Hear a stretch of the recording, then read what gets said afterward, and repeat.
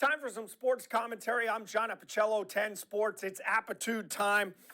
We are post Super Bowl, so a lot of that stuff, a lot of that talk still flying around, and it would have been easy to ignore the major avalanche of change occurring in college football right now. Coaches spend their entire careers getting to the point where they can lead major college programs, right? Or in some cases, major NFL programs. Which is why a guy like Chip Kelly, leaving as head coach of UCLA under his own accord to be an offensive coordinator at Ohio State, should set off alarm bells for everyone out there. Kelly signed a 2-year contract extension last March, was making $6 million a year. He's been there 6 years. His team was a winning team, a game over 500, but not on the hot seat by any means, as a school making the move to the Big Ten. But instead of staying, he leaves for a more stable job as a coordinator at Ohio State, which right now he doesn't, as an assistant coach in his new job, have to deal with the NIL situation, which by all accounts is killing the Bruins. For whatever reason, that team has no NIL program as of the start of 2024, which is basically the death sentence for UCLA football. Kelly knows it. Anybody paying attention knows it. And moving into the Big Ten is just going to make it worse. Faced with not being able to compete to get the best players, right?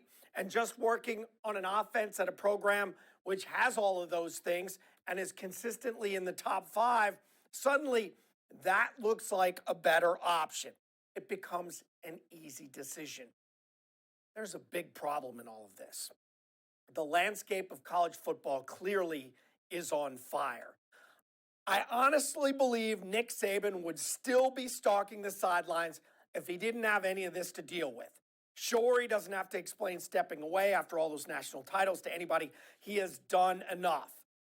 But wasn't it about a year or so ago he was calling out Texas A&M for buying their recruiting class with NIL deals, which, sorry to say, is the name of the game now for many. Not all, but many. And keep in mind, Alabama has a pretty solid program already set up, but not by any means the best.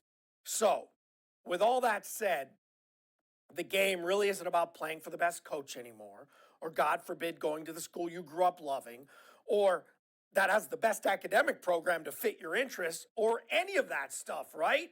It's about money, money, and more money. And that's what it's about.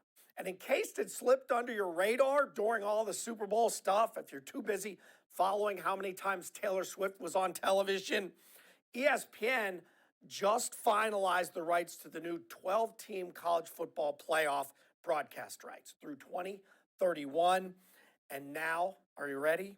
6-year deal, $1.3 billion annually. Annually.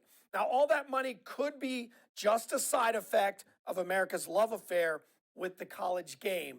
But what America is really in love with, folks, is big business and big profit. But that's just my opinion. I've been wrong before.